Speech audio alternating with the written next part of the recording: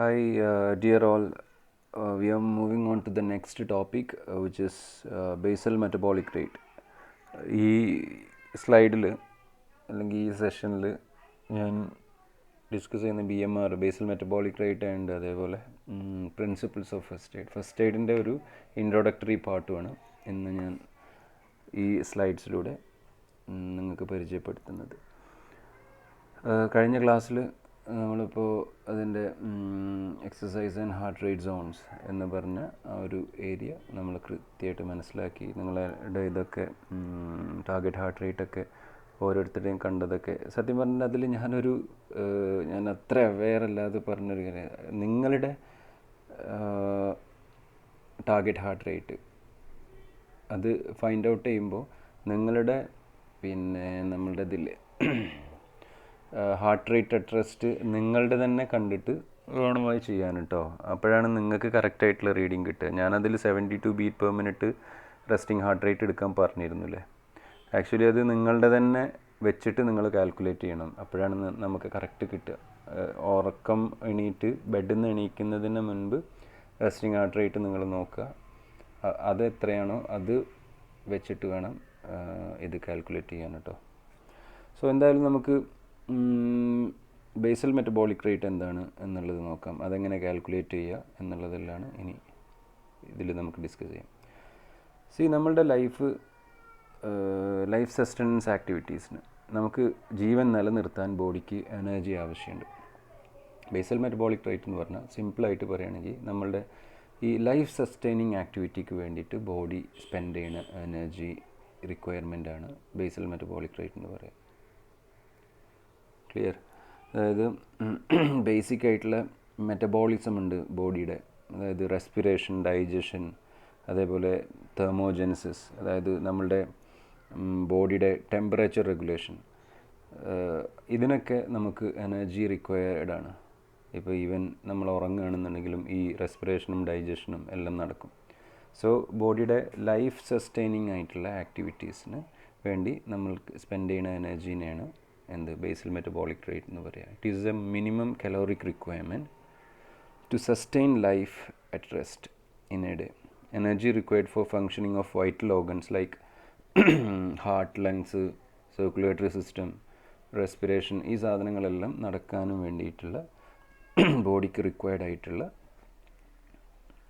Energy ആണ് basal metabolic rate എന്ന് പറയുന്നത്. ഇത് കാൽക്കുലേറ്റ് ചെയ്യണം. ബേസൽ മെറ്റബോളിക് റേറ്റ് എങ്ങനെയാണ് കാൽക്കുലേറ്റ് ചെയ്യുക എന്നുള്ളതാണ് ഇനി അടുത്തതായിട്ട് നമ്മൾ നോക്കുന്നത്. 2 മെത്തേഡ്സ് ഉണ്ട്. ഇൻഡയറക്റ്റ് കലോറിമെട്രി ഉണ്ട്. ഇൻഡയറക്റ്റ് കലോറിമെട്രി എന്ന് പറഞ്ഞിട്ടുണ്ടെങ്കിൽ അതൊരു ലാബ് ടെസ്റ്റാണ്. അത് നിങ്ങളിപ്പോൾ ഇത് ഇത്ര മനസ്സിലാക്കിയാൽ മതി. ഇപ്പോൾ ഇൻ കേസ് എന്തെങ്കിലും ഇൻഡയറക്റ്റ് കലോറിമെട്രി എന്ന് എവിടെയെങ്കിലും കാണുകയാണെങ്കിൽ you must be able to connect it with basal metabolic rate. അതിൻ്റെ ഓക്സിജൻ കൺസംഷൻ അസസ് ചെയ്തിട്ടുള്ള ഒരു മെത്തേഡാണ്. അത് ലബോറട്ടറി പ്രൊസീജിയറാണിത്. അത്രയും നിങ്ങൾ മനസ്സിലാക്കിയാൽ മതി. ഇക്വേഷൻ മെത്തേഡിൻ്റെ ഹാരിസ് ബെനഡിക്റ്റ് ഫോർമുല എന്ന് പറയണ ഈ സാധനം വെച്ചിട്ട് നമുക്ക് ഇത് കൃത്യമായിട്ട് മനസ്സിലാക്കാൻ പറ്റും. ഓക്കെ, അത് ഈ സ്ലൈഡിൽ ഞാൻ കൃത്യമായിട്ട് കൊടുത്തിട്ടുണ്ട്. ഇക്വേഷൻ എന്തെന്ന്, മെന്നും വിമണും ഡിഫറെൻ്റാണ് ഇതിൻ്റെ ഇക്വേഷൻ. ഇതിപ്പം ജെൻഡർ, അതേപോലെ ഏജ്, ഹൈറ്റ്, വെയ്റ്റ്, ഇതൊക്കെ ഈ മെറ്റബോളിസത്തിനെ ബേസൽ മെറ്റബോളിക് റേറ്റിനെ അഫക്റ്റ് ചെയ്യുന്ന ഫാക്ടേഴ്സാണ്. നമ്മളുടെ ഈവൻ മെൻ്റൽ സ്റ്റേറ്റും ഇതെല്ലാം അതിനെ ഹെൽത്ത് കണ്ടീഷനൊക്കെ ഡയറ്ററി ഹാബിറ്റ്സ് അടക്കം നമ്മളുടെ മെറ്റബോളിസത്തിനെ അഫക്റ്റ് ചെയ്യുമെന്നാണ് പറയാറുള്ളത്. സോ മെന്നിൽ അത് മെൻ്റെ ഫോർമുല ഇതാണ്: 66 + 13.7 ഇൻറ്റു വെയ്റ്റ് ഇൻ കിലോഗ്രാം. നമ്മളുടെ വെയ്റ്റ് നമ്മളറിയണം, കിലോഗ്രാമിലാണ് വെയ്റ്റ് കാൽക്കുലേറ്റ് ചെയ്യുന്നത്. +5 into height in centimeters -6.8 into age in years.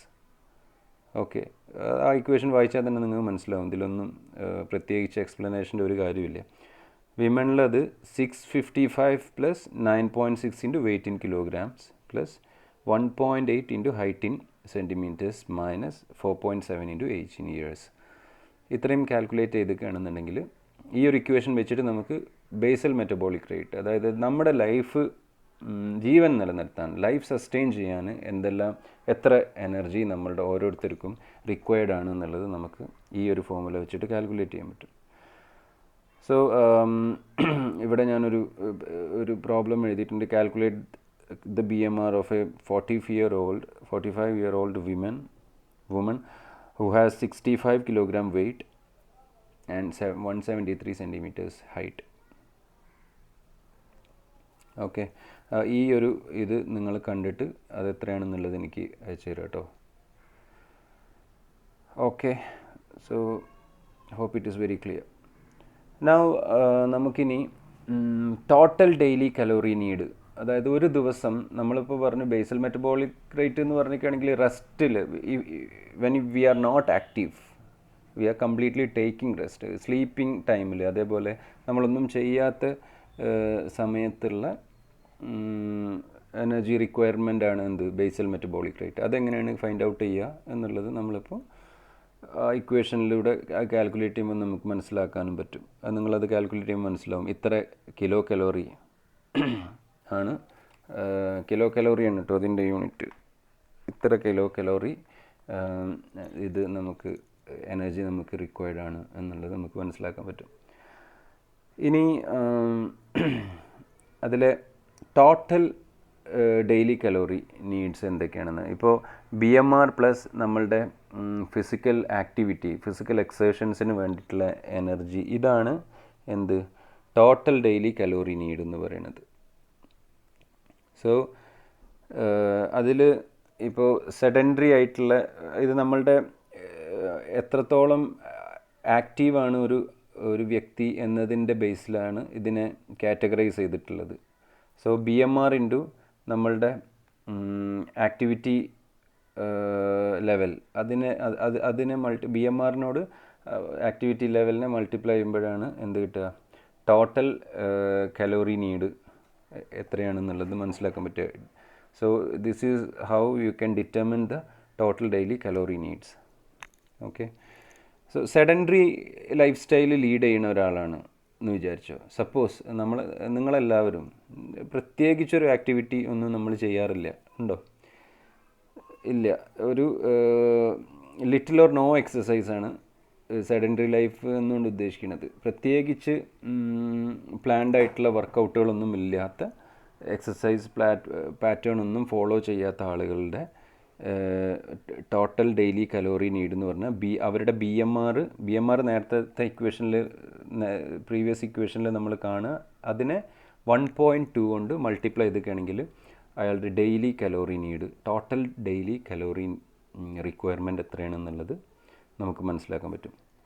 Lightly active ആയിട്ടുള്ള ആളുകളാണെന്നുണ്ടെങ്കിൽ, ലൈറ്റ്ലി ആക്റ്റീവ് എന്ന് പറഞ്ഞിട്ടാണെങ്കിൽ ലൈറ്റായിട്ട് ഒരു 1 to 3 days ലൈറ്റ് ആക്ടിവിറ്റീസ് ചെയ്യുന്ന ആളുകൾ, ഒരാഴ്ചയിൽ 1 to 3 സെഷൻസ് ഇപ്പോൾ വർക്കൗട്ടൊക്കെ ചെയ്യേണ്ടത് വെച്ചാൽ, അപ്പോൾ അതായത് ഒരു വാക്കിങ്ങിനൊക്കെ പോവും, വളരെ സ്ലോ ആയിട്ടുള്ള വാക്കിംഗ്, അതല്ലെങ്കിൽ ചെറിയ രീതിയിലുള്ള യോഗ പോലത്തെ എക്സർഷൻസൊക്കെ ചെയ്യുന്ന ആളുകളാണെങ്കിൽ ലൈറ്റ്ലി ആക്റ്റീവ് ആയിട്ടുള്ള ആളുകൾ 1 to 3 days എ വീക്ക്, 2-3 ദിവസമൊക്കെ ചെയ്യുന്ന ആളുകളാണെങ്കിൽ ഈ ലൈറ്റ്ലി ആക്റ്റീവ് എന്നുള്ള ഇതിലാണ് വരിക. ഇപ്പോൾ ഇത് ആക്ടിവിറ്റി ഇൻ ദ സെൻസ് നമ്മളുടെ ഡേ ടു ഡേ അഫെയർസിൽ വരുന്ന ജോലിയുടെ നേച്ചറും ഇതിൽ നമുക്ക് ഇൻക്ലൂഡ് ചെയ്യാൻ പറ്റും. ഇപ്പോൾ ടീച്ചിങ് പ്രൊഫഷനിലൊക്കെ ഉള്ള ആളുകൾ ഈ ലൈറ്റ്ലി ആക്റ്റീവ് ആയിട്ടുള്ളൊരു ഇതിൽ വരും. അവർ ക്ലാസ് എടുക്കുമ്പോൾ കുറച്ചൊക്കെ അങ്ങോട്ടും ഇങ്ങോട്ടും നടക്കും, ഒരു 3 hour അവർ സ്പെൻഡ് ചെയ്യുന്നുണ്ട്, അവർ നടക്കുന്നുണ്ടാവും, നിൽക്കുന്നുണ്ടാവും. ഇങ്ങനത്തെ സാധനങ്ങളും കൂടെ ഇതിൽ കൺസിഡർ ചെയ്യാം നമുക്ക്. അപ്പോൾ ലൈറ്റ്ലി ആക്റ്റീവ് ആയിട്ടുള്ള ആളുകളാണെങ്കിൽ അതിനെ BMRനോട് 1.375 മൾട്ടിപ്ലൈ ചെയ്തിരിക്കുകയാണെങ്കിൽ അവരുടെ ടോട്ടൽ ഡെയിലി കലോറി റിക്വയർമെൻറ്റ് എത്രയാണെന്നുള്ളത് നമുക്ക് മനസ്സിലാക്കാൻ പറ്റും. മോഡറേറ്റ്ലി ആക്റ്റീവ് ആയിട്ടുള്ള ആളുകളാണെന്നുണ്ടെങ്കിൽ അതിനെ 1.55 കൊണ്ടാണ് മൾട്ടിപ്ലൈ ചെയ്യേണ്ടത്. മോഡറേറ്റ്ലി ആക്റ്റീവ് എന്ന് പറഞ്ഞിട്ടുണ്ടെങ്കിൽ ഇപ്പോൾ 3 to 5 days a week if a person is working, physical ആക്ടിവിറ്റീസൊക്കെ കുറച്ചും കൂടെ, അതായത് ലൈറ്റ് അല്ല, കുറച്ചും കൂടെ ആക്റ്റീവ് ആയിട്ടുള്ള ആളുകൾ, കുറച്ചുകൂടി ഇൻറ്റൻസിറ്റിയിൽ, ഡ്യൂറേഷനും വോളിയം ഒക്കെ കുറച്ചും കൂടെ ഉള്ള ആളുകൾ, വർക്കൗട്ടുള്ള ആളുകളാണെങ്കിൽ, അതായത് 3 to 5 days എ വീക്ക് നമുക്ക് വേണമെങ്കിൽ പറയാം. വർക്കൗട്ട് ചെയ്യുന്ന ആളുകളാണെങ്കിൽ അവർക്ക് 1.55. ഇനി ഹൈലി ആക്റ്റീവ് ആയിട്ടുള്ള ആളുകൾ, വെരി ആക്റ്റീവ് പേഴ്സൺസ്, ലൈക്ക് നമ്മളുടെ ഇപ്പോൾ ഇൻ്റർ കോളേജിയറ്റ് സുലൈമാനും റിയാസും ഇവരൊക്കെ പോലുള്ള ഇപ്പോൾ കബഡിയിലൊക്കെ ആക്റ്റീവായിട്ടുള്ള അല്ലെങ്കിൽ ഏത് അത്ലറ്റിക്സോ അങ്ങനത്തെ ഇൻ്റർ കോളേജിയറ്റ് ലെവലൊക്കെ ആക്ടിവിറ്റി ചെയ്യുന്ന കുട്ടികൾക്ക് അധികം ഒരു സെഷൻ ആണ് ഉണ്ടാവുക അധികം. പക്ഷേ അവർക്ക് 6 to 7 days വർക്കൗട്ട് ഉണ്ടാകും. അതായത് സ്പോർട്സ് ട്രെയിനിങ്, ഹാർഡായിട്ടുള്ള എക്സസൈസുകൾ ചെയ്യുന്ന കുട്ടികളാണെന്നുണ്ടെങ്കിൽ അതിനാണ് ഇപ്പോൾ നമുക്ക് ഹൈലി ആക്റ്റീവ് ആയിട്ടുള്ള ആളുകൾ എന്ന് പറയാൻ പറ്റും. അവർക്ക് BMRനെ 1.75 കൊണ്ട് മൾട്ടിപ്ലൈ ചെയ്തൊക്കെയാണെങ്കിൽ അവരുടെ ഡെയിലി റിക്വയർമെൻറ്റ് എത്രയാണെന്നുള്ളത് മനസ്സിലാക്കാൻ പറ്റും. അതേപോലെ ഹൈപ്പർ ആക്റ്റീവായിട്ടുള്ള ആളുകൾ, എക്സ്ട്രാ ആക്റ്റീവായിട്ടുള്ള ആളുകൾ, അവർക്ക് പിന്നെ 2 സെഷനും അല്ലെങ്കിൽ 2-3 സെഷൻസും ഒക്കെ എന്താ പറയുക ഹൈ ഇൻറ്റൻസിറ്റി ഹാർഡ് ട്രെയിനിങ് ഷെഡ്യൂൾസൊക്കെ ഉള്ള, ഇപ്പോൾ ഈ ഒളിമ്പിക്സൊക്കെ പാർട്ടിസിപ്പേറ്റ് ചെയ്യുന്ന അത്ലറ്റ്സ്, അതേപോലെ ഇപ്പം ഈവൻ വിരാട് കോഹ്ലിയൊക്കെ 4 hours ജിമ്മിൽ സ്പെൻഡ് ചെയ്യും. അത് കഴിഞ്ഞിട്ടാണെങ്കിൽ നെറ്റ് സെഷൻസ് ചെയ്യും. അതായത് 8 to 9 hours വിഗറസ് ആയിട്ടുള്ള ഹൈ ഇൻറ്റൻസിറ്റി ട്രെയിനിങ് ഷെഡ്യൂളാണ് ഫുട്ബോളേഴ്സിനും പ്രൊഫഷണൽ പ്ലെയേഴ്സിനൊക്കെ ഉണ്ടാവുക. അവർക്കൊക്കെ അവരുടെ BMRനോട് 1.9 ഇൻക്ലൂഡ് ചെയ്യുമ്പോൾ 1.9 കൊണ്ട് മൾട്ടിപ്ലൈ ചെയ്യുമ്പോഴാണ് നമുക്ക് ഡെയിലി ടോട്ടൽ കലോറിക് റിക്വയർമെൻറ്റ് എത്ര ഉണ്ട് എന്നുള്ളത്. അപ്പോൾ നിങ്ങൾ നേരത്തെ പറഞ്ഞ BMRൻ്റെ ഇക്വേഷൻ വെച്ചിട്ട് നിങ്ങളുടെ ബേസൽ മെറ്റബോളിക് റേറ്റ് ആദ്യം കാണുക. അതിന് നിങ്ങൾക്ക് വേണ്ടത് അറിയേണ്ട കാര്യങ്ങളെല്ലാം സിമ്പിളായിട്ട് നമുക്ക് അറിയാം. അതിൽ വെയ്റ്റ്, ഹൈറ്റ്, ഏജ്, ഇത് 3 നമുക്ക് അറിയേണ്ട കാര്യങ്ങൾ. അത് 3 അറിയെങ്കിൽ നിങ്ങൾക്ക് ഈസി ആയിട്ട് അത് ചെയ്യാൻ പറ്റും. അതിൻ്റെ കൂടെ പിന്നെ നമുക്ക് you need to find out total daily calorie requirement of each and every one. Like നിങ്ങളുടെ ഇത് എത്രയാണെന്നുള്ളത് you need to find it out. Okay, so calculate your daily calorie requirement and send it to me. Okay, hope it is clear to you. എത്രയാണ് caloric requirement എന്നുള്ള ഒരു സാധനം. ഇതിൽ ഞാൻ കഴിഞ്ഞ ക്ലാസ്സുകളിലൊക്കെ ഇതിപ്പം നിങ്ങളെന്താണ് നിങ്ങളുടെ ഒരു റിയാക്ഷനും ഇൻട്രാക്ഷനൊന്നും എനിക്കില്ലാത്തത് കൊണ്ട് നിങ്ങൾക്ക് വരുന്ന ഡൗട്ട്സോ അതല്ലെങ്കിൽ എന്തെങ്കിലും ക്ലാരിഫിക്കേഷൻസ് നിങ്ങൾക്ക് നീഡായിട്ട് വരുന്നുണ്ടെങ്കിൽ ഇതൊക്കെ ഞാൻ കഴിഞ്ഞ ബാച്ചസിലൊക്കെ ഈ സമയത്തൊക്കെയാണ് ഇവർ എന്താ പറയുക വെയ്റ്റ് മാനേജ്മെൻറ്റിനെ കുറിച്ചിട്ടും ഇവരൊക്കെ അധികം കുട്ടികൾ ചോദിക്കാറുണ്ട്. How can I reduce my weight sir, അതല്ലെങ്കിൽ how can I increase my weight, how you can manage your weight എന്നുള്ള കോൺസെപ്റ്റ്. ഇപ്പം നിങ്ങൾക്ക് നമ്മളുടെ ഫിസിക്കൽ ആക്ടിവിറ്റീസ് സയൻറ്റിഫിക്കായിട്ട് നമുക്ക് എങ്ങനെ ചെയ്യണം എന്നുള്ളതിനെ കുറിച്ചിട്ടുള്ളൊരു ഏകദേശ ധാരണ നിങ്ങൾക്ക് എല്ലാവർക്കും ഉണ്ടായിട്ടുണ്ടാവണം ഇപ്പോൾ. അതേപോലെ തന്നെ പിന്നെ ഇതും എനർജി ഇപ്പോൾ ബേസൽ മെറ്റബോളിക് റേറ്റും അതേപോലെ ഒരു ദിവസം നമുക്ക് ആവശ്യമായിട്ടുള്ള കലോറിയുടെ റിക്വയർമെൻറ്റ് എത്രയാണെന്നുള്ളതൊക്കെ ഇപ്പോൾ നമ്മൾ മനസ്സിലാക്കി. അപ്പോൾ ഇനി നിങ്ങൾക്ക് ഇപ്പോൾ സപ്പോസ് ഇപ്പോൾ 2500 കിലോ കലോറി ആണ് ഒരാളുടെ റിക്വയർമെൻറ്റ് എന്ന് വിചാരിച്ചു. അപ്പോൾ നമുക്ക് ഈ ഡയറ്ററി കലോറിക് ചാർട്ട് ഉണ്ട്. നമ്മളുടെ ഫുഡ് ഇൻടേക്ക് ഇത്ര എമൗണ്ട്, ഇപ്പം 100 gram നിങ്ങൾ ബോയിൽഡ് റൈസ് കഴിക്കുകയാണെങ്കിൽ ഇത്ര കലോറിക് ചാർട്ട് ഉണ്ട് ഫുഡിൻ്റെ. അത് നിങ്ങൾക്ക് നെറ്റിൽ സെർച്ച് ചെയ്താൽ കിട്ടും. അതേപോലെ ആക്ടിവിറ്റി കലോറിക് ചാർട്ടും ഉണ്ട്. നിങ്ങളിപ്പോൾ അതേപോലെ കലോറി കാൽക്കുലേറ്റേഴ്സ് ഉണ്ട് ഇഷ്ടം പോലെ. ഗൂഗിളിൽ തന്നെ ജസ്റ്റ് സെർച്ച് ചെയ്തിട്ട് നിങ്ങളിപ്പം പിന്നെ you can easily find out your calorie chart, അല്ലെങ്കിൽ calorie calculate, you can easily calculate your calorie. ഇപ്പം 1 മണിക്കൂർ നിങ്ങൾ ഇപ്പം വാക്ക് ചെയ്യുന്നുണ്ടെങ്കിൽ അതിൻ്റെ പേസ് ഇതൊക്കെ ഒരു സോഫ്റ്റ്വെയർസ് ഉണ്ട്. നമുക്കതിൽ ജസ്റ്റ് അതിൽ ടൈപ്പ് ചെയ്ത് കൊടുത്താൽ മതി 1 മണിക്കൂർ ഏകദേശം എത്ര സ്പീഡിലാണ് നിങ്ങൾ നടക്കുന്നത്, അതിൻ്റെ ഇത് അടിച്ചു കൊടുത്താൽ നിങ്ങളുടെ വെയ്റ്റും അതിൽ പറഞ്ഞാൽ ഈസി ആയിട്ട് അവർ പറഞ്ഞുതരും. ഇപ്പോൾ ഫോർ എക്സാമ്പിൾ ഒരു 200 കിലോ കലോറി നിങ്ങൾ ബേൺ ഔട്ട് ചെയ്യും half an hour or 45 minutes vigorous activity ഇപ്പോൾ ബ്രിക്സ് വാക്കിംഗ് ചെയ്യുകയാണെങ്കിൽ അങ്ങനെ ഓരോന്നിൻ്റെയും കലോറിക് ചാർട്ട് അവൈലബിൾ ആണ്. അത് ഡയറ്ററി ഫുഡിൻ്റേതാണെങ്കിലും ഫുഡ് ഐറ്റങ്ങളുടെ ആണെങ്കിലും അതേപോലെ നമ്മുടെ ആക്ടിവിറ്റീൻ്റെയും കലോറിക് ചാർട്ട് അവൈലബിൾ ആണ്. അപ്പോൾ അത് റെഫർ ചെയ്തിക്കുകയാണെങ്കിൽ നമുക്ക് ഈസി ആയിട്ട് എന്ത് മനസ്സിലാക്കാൻ പറ്റും, എങ്ങനെ ഏതെല്ലാം ഭക്ഷണം കഴിച്ചാൽ എത്ര കലോറി നമുക്ക് ഗെയിൻ ചെയ്യും, അതേപോലെ എത്ര ആക്ടിവിറ്റി ചെയ്യുമ്പോൾ എന്തെല്ലാം എത്ര കലോറി നമ്മൾ സ്പെൻഡ് ചെയ്യും, അതേപോലെ നമ്മളുടെ ബേസൽ മെറ്റബോളിക് റേറ്റ് എത്രയാണ് എന്നുള്ളതൊക്കെ.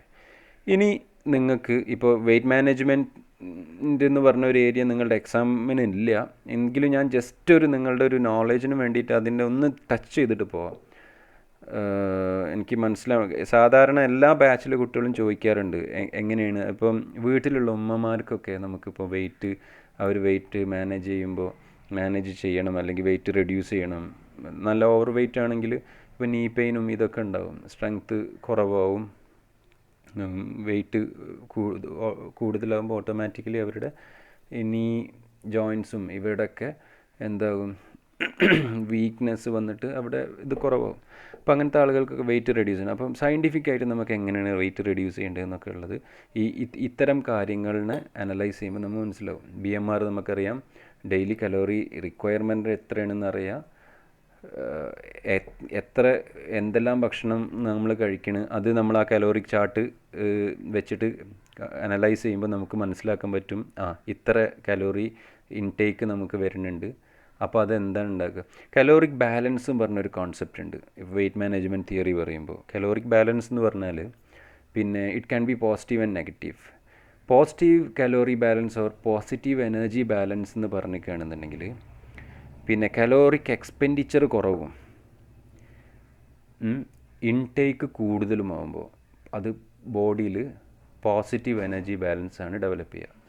അതായത് ഇപ്പം നമുക്ക് 1000 രൂപ നമ്മളെ കയ്യിലുണ്ട്, 1000 കിലോ കലോറി നമ്മൾ ഇൻടേക്ക് ഉണ്ട്, നമ്മൾ സ്പെൻഡ് ചെയ്തത് 500 നമ്മൾ സ്പെൻഡ് ചെയ്യുന്നുള്ളൂ, 500 രൂപയെ നമ്മൾ സ്പെൻഡ് ചെയ്യുന്നുള്ളൂ. ഓട്ടോമാറ്റിക്കലി നമ്മളുടെ കയ്യിൽ 500 രൂപ എക്സസ് ആയിട്ടുണ്ടാകും. സെയിം വേ നമ്മൾ കലോറിക് എക്സ്പെൻഡിച്ചർ കുറവ്, അതായത് ഇൻടേക്ക് കൂടുതലും എക്സ്പെൻഡിച്ചർ കുറവുമാകുമ്പോൾ പോസിറ്റീവ് എനർജി ബാലൻസ് ഉണ്ടാകും. അതേപോലെ തന്നെ എക്സ്പെൻഡിച്ചർ കൂടുതലും ഇൻടേക്ക് കുറവുമാണ്, അപ്പോൾ negative calorie balance or negative energy balance നമ്മളുടെ ബോഡിയിലുണ്ടാവും. നെഗറ്റീവ് എനർജി ബാലൻസ് ആണ് ഉണ്ടാവണതെങ്കിൽ നമ്മളുടെ വെയിറ്റ് കുറയും. അതായത് ഇൻടേക്ക് കുറവും എക്സ്പെൻഡിച്ചർ കൂടുതലും. ഓക്കെ, പോസിറ്റീവ് എനർജി ബാലൻസ് ആണെങ്കിൽ നമ്മളുടെ ഇതിലുണ്ടാവണതെങ്കിൽ എക്സ്പെൻഡിച്ചർ പോസിറ്റീവ് എനർജി ബാലൻസ് ആണ് നമ്മളുടെ ബോഡിയിൽ ഉണ്ടാവുന്നത് എന്നുണ്ടെങ്കിൽ നമുക്ക് വെയിറ്റ് നമ്മൾ ഗെയിൻ ചെയ്യും. ഇതാണ് അതിൻ്റെ ബേസിക് ആയിട്ടുള്ള ഐഡിയ. അപ്പോൾ ഒരാൾക്ക് വെയിറ്റ് കുറയ്ക്കണം എന്നുണ്ടെങ്കിൽ അയാൾ negative calorie balance or negative energy balance ആണ് ബോഡിയിൽ ക്രിയേറ്റ് ചെയ്യേണ്ടത്. അപ്പോൾ നമുക്ക് എന്ത് ചെയ്യണം, അപ്പോൾ നിങ്ങൾ ആദ്യം ഇത് നോക്കുക, നിങ്ങളുടെ BMR നോക്കുക. ഇപ്പോൾ വെയിറ്റ് കുറയ്ക്കണം ഒരാൾക്ക്, അതാണെന്നുണ്ടെങ്കിൽ BMR നോക്കുക. അതേപോലെ ഈ ഒരു ആക്ടിവിറ്റി സ്റ്റൈലിനെ വെച്ചിട്ട് അല്ലെങ്കിൽ എത്രത്തോളം ഡേ ടു ഡേ ഫിസിക്കൽ എക്സർസൈസിൻ്റെ ബേസിൽ നമ്മളിപ്പോൾ sedentary, lightly active, moderately active, highly active, hyper active എന്നൊക്കെ പറഞ്ഞിട്ടുള്ള ഇങ്ങനെ അതിൻ്റെ ഇത് ചെയ്ത് നമുക്കറിയാം, നമ്മളിങ്ങനെ കാറ്റഗറൈസ് ചെയ്തിട്ടുള്ളത്. സോ അതിൻ്റെ ബേസിൽ നിങ്ങൾ ഏത് കാറ്റഗറിയിലാണ് വരിക എന്നുള്ളത് നോക്കിയിട്ട് നിങ്ങളുടെ ടോട്ടൽ ഡെയിലി കലോറി റിക്വയർമെൻറ്റ് കാണുക. പിന്നെ നിങ്ങളുടെ ഭക്ഷണം കഴിക്കണതിൻ്റെ ഒരു രീതി, നിങ്ങളിപ്പം മോർണിംഗ് ബ്രേക്ക്ഫാസ്റ്റിന് നിങ്ങൾ എന്തെല്ലാം കഴിക്കുന്നുണ്ട് അത് കലോറിക് ചാർട്ട് വെച്ച് അനലൈസ് ചെയ്യുമ്പോൾ നിങ്ങൾക്ക് കിട്ടും, ഇത്ര ബ്രേക്ക്ഫാസ്റ്റിന് ഞാൻ ഇപ്പം എത്ര കലോറി ഇൻടേക്ക് വരുന്നുണ്ട്. ഇപ്പം 500 കിലോ കലോറി വരുന്നുണ്ടെങ്കിൽ അത് ലഞ്ചിന് ഇത്ര വരുന്നുണ്ട്, പിന്നെ ഈവനിങ് ഞാൻ ചായ കുടിക്കുന്നുണ്ട് ഇത് വരുന്നുണ്ട്, അപ്പം ഇത്രയായി. എല്ലാം കൂടെ ഇപ്പോൾ ഡിന്നർ അടക്കം നിങ്ങൾ കാൽക്കുലേറ്റ് ചെയ്യുമ്പോൾ നിങ്ങൾക്ക് മനസ്സിലാവും എത്ര എനർജി നിങ്ങൾ ഇൻടേക്ക് വരുന്നുണ്ട് എന്നുള്ളത്. അപ്പോൾ ഈ ടോട്ടൽ ഡെയിലി കലോറി നീഡും ഈ നിങ്ങളുടെ ഇൻടേക്കും തമ്മിൽ നിങ്ങൾ കമ്പയർ ചെയ്യുമ്പോൾ മനസ്സിലാവും എത്രത്തോളം എക്സസ് ആയിട്ട് ഓരോ ദിവസം എനർജി സ്പെൻഡ് ചെയ്യാതെ നമ്മളുടെ അടുത്ത് ഉണ്ടാവുന്നുണ്ട് എന്നുള്ളത്.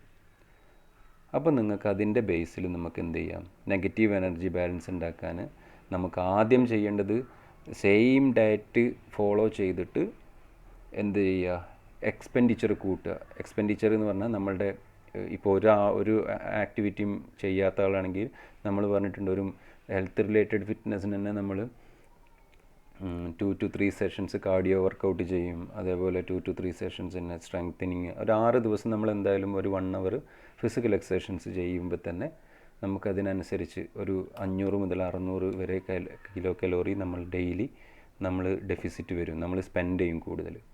അങ്ങനെയാണ് വെയ്റ്റ് മാനേജ്മെൻറ്റ് നമ്മൾ ശരിക്കും ചെയ്യണത്. ഓക്കെ, നമ്മൾ കൂട്ടുകയാണെങ്കിലും കുറക്കുകയാണെങ്കിലും ഒക്കെ അങ്ങനെയാണ്. ഇതാണ് ഒരു ബേസിക് ഐഡിയ. ഡീറ്റെയിൽ ആയിട്ട് നിങ്ങൾക്കിത് അറിയണം എന്നുണ്ടെങ്കിൽ എൻ്റെ അടുത്ത് പേഴ്സണലായിട്ട് ചോദിച്ചാൽ ഞാൻ പറഞ്ഞു തരാം. പിന്നെ നിങ്ങൾക്ക് ആർക്കെങ്കിലും അഡ്വൈസ് ചെയ്യാനോ എന്തിനെങ്കിലും ആണെങ്കിൽ എക്സാം പോയിൻ്റ് ഓഫ് വ്യൂവിൽ ഇതൊന്നും ഇമ്പോർട്ടൻ്റ് അല്ല. പക്ഷേ ഇത് ചോദിക്കട്ടോ, ബേസൽ മെറ്റബോളിക് റേറ്റ് എന്താണ്, അതെങ്ങനെ ഫൈൻഡ് ഔട്ട് ചെയ്യുക എന്നുള്ളതൊക്കെ ചോദിക്കാം. Okay, now let's move on to the next topic, which is first aid. First aid എന്ന് പറഞ്ഞിരിക്കുകയാണെങ്കിൽ സത്യം പറഞ്ഞാൽ വളരെ ഇമ്പോർട്ടൻ്റ് ആയിട്ടുള്ള, വളരെ നെസസറി ആയിട്ടുള്ള, റെലവൻ്റ് ആയിട്ടുള്ള ഒരു ഏരിയയാണ് ഫസ്റ്റ് എയ്ഡ് എന്ന് പറയുന്നത്. കാരണം അൺഎക്സ്പെക്റ്റഡ് ആയിട്ടാണ് നമുക്ക് ഈ സാധനം വരിക.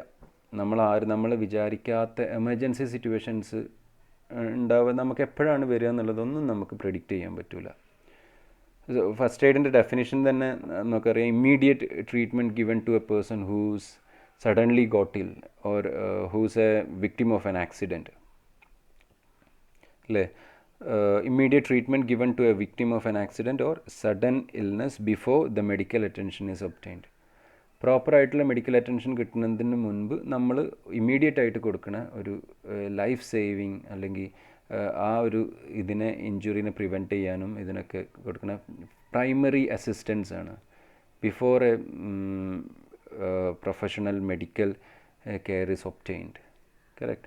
സോ ഈ ഫസ്റ്റ് എയ്ഡ് എന്ന് പറയുന്നത് ഇപ്പോൾ പത്രവാർത്തകളിലൊക്കെ നിങ്ങൾ വായിച്ചിട്ടുണ്ടാവും. ഇപ്പോൾ അടുത്ത് ചോക്കിങ് കാരണം, അതായത് തൊണ്ടയിൽ കുരുങ്ങിയിട്ട് ഒരു കുട്ടി എന്തോ വിഴുങ്ങി, ഒരു ഭയങ്കര കോൺട്രവേഴ്സി വന്നിട്ടുള്ള ഒരു ന്യൂസ് ഉണ്ടായിരുന്നില്ലേ? ട്രീറ്റ്മെൻറ്റ് കൊടുത്തില്ല ഗവൺമെൻറ് ഹോസ്പിറ്റലിൽ എന്നൊക്കെ പറഞ്ഞ്. ചോക്കിംഗ് ആണ് അവിടെ നടന്നത്. അതായത് തൊണ്ടയിൽ കുരുങ്ങുക എന്ന് നമ്മളിപ്പോൾ പലപ്പോഴും വായിക്കാം, തൊണ്ടയിൽ ഭക്ഷണം കഴിക്കുമ്പോൾ അത് പോയി കുരുങ്ങി മരിച്ചു എന്നൊക്കെ. സോ ഈ ചോക്കിങ് പോലുള്ള സാധനങ്ങൾക്ക് ഫസ്റ്റ് എയ്ഡാണ് ഏറ്റവും ഇഫക്റ്റീവായിട്ടുള്ള ട്രീറ്റ്മെൻറ്റ് എന്ന് പറയുന്നത്. നമ്മൾ ഫാസ്റ്റായിട്ടും ഇമ്മീഡിയറ്റ് ആയിട്ടും ആക്ട് ചെയ്യാൻ നമുക്ക് അറിയുന്നുണ്ടെങ്കിൽ നമുക്കൊരു ജീവൻ രക്ഷിച്ചെടുക്കാൻ സാധിക്കും. അപ്പോൾ ഇതാർക്കും, നമ്മളുടെ പ്രിയപ്പെട്ടവർക്കൊക്കെ എപ്പോഴും വേണമെങ്കിൽ വരാം. നമ്മൾ തീർത്തും അൺഎക്സ്പെക്റ്റഡ് ആയിട്ട് വരുന്ന ഒരു കാര്യമാണ് ഇത്തരം എമർജൻസി സിറ്റുവേഷൻസ് എന്ന് പറയുന്നത്. അപ്പോൾ നമ്മൾ എങ്ങനെ ആക്ട് ചെയ്യണം, എന്താണ് നമ്മൾ ചെയ്യേണ്ടതെന്നുള്ള കൃത്യമായിട്ടുള്ള ധാരണ നമുക്കുണ്ടാകണം. പല എമർജൻസി സിറ്റുവേഷൻസും ഉണ്ടാകാറുണ്ട്. നമുക്ക് യഥാർത്ഥത്തിൽ ഞാനിത് ഉദ്ദേശിക്കുന്നത് ഒരു ഡോക്ടറിനെ വെച്ചിട്ട്. ഇപ്പം ഞാൻ അത്രയും എക്സ്പീരിയൻസ്ഡും ഇതൊന്നുമല്ല. നമ്മളിപ്പം ഈ മെറ്റീരിയൽസും ഇതും വായിച്ചിട്ടുള്ള ഇതുമല്ലേ ഉള്ളൂ. അപ്പോൾ നമുക്കൊരു പ്രൊഫഷണൽ മെഡിക്കൽ ഡോക്ടറിൻ്റെ ഹെൽപ്പോടെ നമുക്ക് ഈ ഒരു ടോപ്പിക്കിനെ, അതായത് നിങ്ങൾക്ക് വളരെ ഇഫക്റ്റീവാണ് ജീവിതത്തിൽ അത്രയും നല്ല രീതിയിൽ ഇതിനെ മനസ്സിലാക്കണം നമ്മൾ. അപ്പോഴാണ് നമുക്ക് അതിനെ ആക്ട് ചെയ്യാൻ പറ്റുക. അപ്പോൾ ആ രീതിയിൽ ഒരു വെബിനാർ കണ്ടക്ട് ചെയ്യാൻ പറ്റുമെന്നുള്ളൊരു ആലോചന എനിക്കുണ്ട്. ഞാനതിന് ട്രൈ ചെയ്യുന്നുണ്ട്. അപ്പോൾ അതിൻ്റെ കൂടുതൽ ഡീറ്റെയിൽസൊക്കെ നമുക്ക് അന്ന് ഡോക്ടറിലൂടെ നമുക്ക് മനസ്സിലാക്കാം. അതായത് ഇപ്പോൾ അപ്ഡേറ്റഡ് ആയിട്ടുള്ള ഇതിൽ പല പ്രൊസീജിയേഴ്സും പലപ്പോഴും മാറി വരും. പല ഡൂസ് ആൻഡ് ഡോൺസ് ഉണ്ട്. അപ്പോൾ അതൊക്കെ നമുക്ക് അപ്ഡേറ്റഡ് വേർഷൻസ് എന്തൊക്കെയാണ്, ഇപ്പോൾ സ്നേക്ക് ബൈറ്റ് ആവട്ടെ, ചോക്കിംഗ് ആവട്ടെ, അതേപോലെ ഡ്രോണിങ്, എല്ലാ കാര്യങ്ങളും, ഇലക്ട്രിക് ഷോക്ക്, ഫ്രാക്ചർ വന്നിക്കുകയാണെങ്കിൽ എങ്ങനെയാണ് ഈ സ്പ്ലിൻസ് നമുക്ക് ഇടുക, എന്തൊക്കെ നമ്മൾ ചെയ്യണം, എങ്ങനെ ഇതിനെ അറസ്റ്റ് ചെയ്യണം എന്നുള്ള സാധനങ്ങൾക്കൊക്കെയുള്ള ഒത്തൻറ്റിക് ആയിട്ടുള്ളൊരു ക്ലാസ് ആയിട്ട് നമ്മളുടെ ഹോൾ കോളേജിനെ ടീച്ചേഴ്സിനെ ഇവരെല്ലാവരും വെച്ചിട്ടുള്ളൊരു വെബിനാർ കണ്ടക്ട് ചെയ്യാൻ പറ്റുമെന്നുള്ളത് ഞാൻ നോക്കട്ടെ. ഇൻ കേസ് അത് നടക്കണില്ലെങ്കിൽ ഞാൻ തന്നെ ഈ ഏരിയ കംപ്ലീറ്റ് കവർ ചെയ്യുന്ന രീതിയിൽ ഇതാക്കാം കേട്ടോ. അപ്പോൾ ഇതിൽ ചില കാര്യങ്ങൾ നമുക്ക് അതിൻ്റെ ഒരു ബേസിക്സ് ഒക്കെ ഇപ്പോൾ ഇവിടെ ഡിസ്കസ് ചെയ്യാം. അതിന് ഫസ്റ്റ് എയ്ഡിൻ്റെ ഒരു ഡെഫിനിഷൻ ഇങ്ങനെ: ഇമ്മീഡിയറ്റ് ട്രീറ്റ്മെൻറ്റ് അല്ലെങ്കിൽ ഫസ്റ്റ് ആയിട്ടുള്ള അസിസ്റ്റൻസ് ആണ് primary assistance given to a person who suddenly got injured or illness എന്ന് നമുക്ക് മനസ്സിലായി. So aim of first aid, ഇതൊക്കെ എങ്ങനെ ചോദിക്കും. എയിം ഓഫ് ഫസ്റ്റ് എയ്ഡർ അല്ലെങ്കിൽ ഫസ്റ്റ് എയ്ഡിൻ്റെ എയിം എന്താണ്, അതല്ലെങ്കിൽ പ്രിൻസിപ്പിൾസ് ഓഫ് ഫസ്റ്റ് എയ്ഡ്, അതേപോലെ റൈസ് പ്രിൻസിപ്പിൾസ് എന്നൊക്കെ പറഞ്ഞിട്ട് ഇങ്ങനെ കാണാം ക്വസ്റ്റ്യൻ പേപ്പറിൽ. അപ്പോൾ അതൊക്കെ എന്താണെന്ന് അത്തരം വാക്കുകളോടൊക്കെ ഒരു ഫെമിലിയാരിറ്റി നിങ്ങൾക്ക് വരാനാണ് ഈ ഒരു സെഷൻ കൊണ്ട് ഞാൻ ഉദ്ദേശിക്കുന്നത്. എയിം ഓഫ് ഫസ്റ്റ് എയ്ഡ്, നമ്മളുടെ ഫസ്റ്റ് എയ്ഡറിൻ്റെ ഏറ്റവും ഫോമോസ്റ്റ് ആയിട്ടുള്ള എയിം എന്ന് പറയുന്നത് പ്രിസേർവ് ലൈഫ് എന്നുള്ളതാണ്, ജീവൻ രക്ഷിക്കുക എന്നുള്ളത്. നമ്മൾ we go to understand that we are not doctors. ഇപ്പോൾ ഫസ്റ്റ് എയ്ഡ് കൊടുക്കുന്ന ആളുകൾ നമ്മൾ ആദ്യം തന്നെ മനസ്സിലാക്കേണ്ടത് നമ്മൾ മെഡിക്കൽ പ്രൊഫഷണൽസ് അല്ല. നമ്മൾ we are just going to assist that person or support him or help him before we get a proper medical attention അല്ലേ. അപ്പോൾ നമ്മൾ ആദ്യത്തെ ഫോമോസ്റ്റ് ആയിട്ടുള്ള നമ്മളുടെ ഒരു ഇതെന്ന് പറഞ്ഞാൽ അയാൾക്ക് ഇപ്പോൾ ജീവന് ഭീഷണിയുള്ള എന്തെങ്കിലും ഇതുണ്ടെങ്കിൽ അവിടെ നമ്മൾ ഫാസ്റ്റ് ആൻഡ് ക്വിക്കായിട്ട് നമ്മൾ ആക്ട് ചെയ്യണം. അപ്പം ലൈഫ് പ്രിസേർവ് ചെയ്യുക എന്നുള്ളതാണ്, പ്രിസേർവ് ലൈഫ് എന്നുള്ളതാണ് ഏറ്റവും എന്താ പറയുക ഫോമോസ്റ്റ് ആയിട്ടുള്ള ഇമ്പോർട്ടൻ്റ് ആയിട്ടുള്ള ഏറ്റവും ക്രൂഷ്യലായിട്ടുള്ള നമ്മളുടെ എയിം എന്ന് പറയുന്നത്. Airway opening, breathing continuity. Airway opening, ഇപ്പോൾ ലൈഫ് പ്രിസേർവ് ചെയ്യുക എന്ന് പറയുമ്പോൾ ചില ആക്സിഡൻറ്റിലൊക്കെ ആകുമ്പോൾ ഈ നമ്മളുടെ എയർവേ ബ്ലോക്ക് ആയിരിക്കാനുള്ള, ഇപ്പം ഈ നമ്മളുടെ നോസ്ട്രിൽസ് ബ്ലോക്ക് ആയിട്ട് പോവുക, എന്തെങ്കിലും ഫോറിൻ പാർട്ടിക്കിൾസ് വന്നിട്ട്, അതല്ലെങ്കിൽ ഈ നാവ് ഇങ്ങനെ മടങ്ങി അകത്തേക്ക് ഇരിക്കുന്ന സിറ്റുവേഷൻസ് ഒക്കെ ഉണ്ടാവാറുണ്ട്. അപ്പോൾ നമ്മൾ ഫസ്റ്റ് തന്നെ ഒരു ആൾ ഇപ്പം അൺകോൺഷ്യസ് ആയിട്ട് ഇരിക്കുന്ന ഒരു ഇതുണ്ടെങ്കിൽ അയാളുടെ എയർവേ ക്ലിയർ ആക്കുക എന്നുള്ളതാണ് ആദ്യം ചെയ്യേണ്ടത്. മൗത്ത് ഓപ്പൺ ചെയ്തിട്ട് നാവും ഇതൊക്കെ പ്രോപ്പറായിട്ട് വയ്ക്കുക. ജസ്റ്റ് ഹെഡ്, പിന്നെ chin lift and head tilt method ഉണ്ട്. പിന്നെ ഹെഡ് ജസ്റ്റ് പുറകിലേക്ക് ഇങ്ങനെ ടിൽറ്റ് ചെയ്തിട്ട് വെക്കും, ചിന്ന് ഇങ്ങനെ പൊക്കിയിട്ട് വെക്കും. അപ്പോൾ ഓട്ടോമാറ്റിക്കലി ഈ എയർവേ ഓപ്പൺ ആവും. അതേപോലെ ഇപ്പം മൂക്കിലോ അല്ലെങ്കിൽ ആ വായയുടെ ആ ഏരിയയിലൊക്കെ വല്ല എന്തെങ്കിലും ഫോറിൻ പാർട്ടിക്കിൾസ് വന്നിട്ട് ബ്ലോക്ക് ആയിട്ടുണ്ടോ, അല്ലെങ്കിൽ ചിലപ്പോൾ ചിലരുടെ നാവ് കടിച്ചു പോവും, അല്ലെങ്കിൽ പല്ല്, അതല്ലെങ്കിൽ എന്തെങ്കിലും ഇപ്പം ഈ ഡ്രോണിങ് സിറ്റുവേഷൻസ് ഒക്കെ ആണെങ്കിൽ വെള്ളത്തിൽ മുങ്ങിയ ആളുകളുടെയൊക്കെ ആണെങ്കിൽ വേറെ എന്തെങ്കിലും ഫോറിൻ പാർട്ടിക്കിൾസ് ഒക്കെ ഉണ്ടാവാനൊക്കെ ചാൻസ് ഉണ്ട്. So we need to make sure that airway is opened. Okay, it is nothing is acting as an hindrance over those areas. അതാണ് ആദ്യത്തെ. അതുപോലെ ബ്രീത്തിങ് കണ്ടിന്യൂറ്റി എൻഷുർ ചെയ്യുക എന്നുള്ളതാണ്. അയാൾ ബ്രീത്ത് ചെയ്യണില്ലെങ്കിൽ നമ്മൾ എന്ത് ചെയ്യണം, എയർവേ നോക്കിയിട്ട് ഇതാക്കുക. എന്നിട്ടും ബ്രീത്ത് ചെയ്യില്ലെങ്കിൽ ആർട്ടിഫിഷ്യൽ റെസ്പിറേഷൻ കൊടുക്കുക എന്നുള്ളതാണ് നമ്മുടെ ഇത്. പ്രിവെൻറ്റ് ഫെർദർ കോംപ്ലിക്കേഷൻസ്, അതാണ് രണ്ടാമത്തെ എയിമായിട്ട് പറയുന്നത്. First the foremost goal is to preserve life save ചെയ്യുക, ലൈഫ് പ്രിസേർവ് ചെയ്യുക. രണ്ടാമത്തേതെന്ന് പറഞ്ഞാൽ പ്രിവെൻറ്റ് ഫെർദർ കോംപ്ലിക്കേഷൻസ്.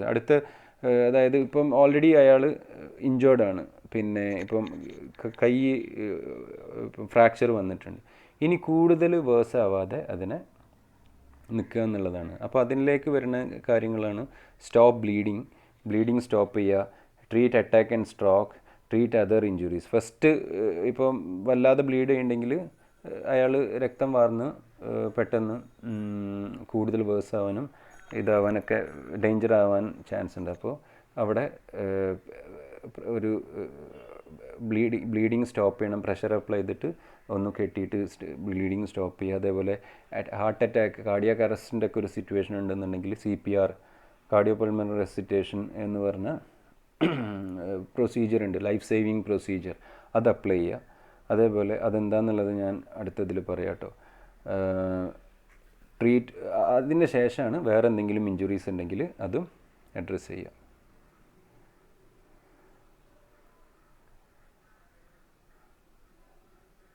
ഓക്കെ, അടുത്ത ഇതാണ് എയിം ഓഫ് ഫസ്റ്റ് എയ്ഡ് എന്നുള്ള. അതിൽ മൂന്നാമത്തേതാണ് ഫസ്റ്റത്തെ preserve life, prevent further complications.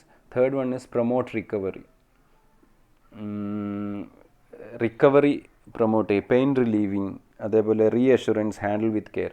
Pain relieve ചെയ്യാൻ ഇപ്പം ഐസ് അപ്ലൈ ചെയ്യുക, അതേപോലെ റീഅഷുർ ചെയ്യുക, അയാളെ സാന്ത്വനിപ്പിക്കുക, സമാധാനിപ്പിക്കുക, nothing to worry man, you are perfectly all right എന്നൊക്കെ പറഞ്ഞ് ആളിനെ ഒന്ന് റീഅഷ്വർ ചെയ്യുക. ഇപ്പം ഈവൻ പാമ്പുകളൊക്കെ പാമ്പ് കടിച്ച സിറ്റുവേഷൻ അല്ലെങ്കിൽ പെട്ടെന്ന് ആളുകൾ പാനിക് ആകുമ്പോൾ അവരുടെ BP ഷൂട്ടായിട്ടൊക്കെ അവർ ഭയങ്കര ഇതാവാൻ ചാൻസ് ഉണ്ട്. അപ്പോൾ അയാളൊരു സാന്ത്വനിപ്പിക്കുന്ന ഒരു വാക്കും പാറ്റിങ്ങും ഒക്കെ കൊടുത്ത് നമ്മളെ റീഅഷ്വർ ചെയ്യുക, അവരെ കാമാക്കുക.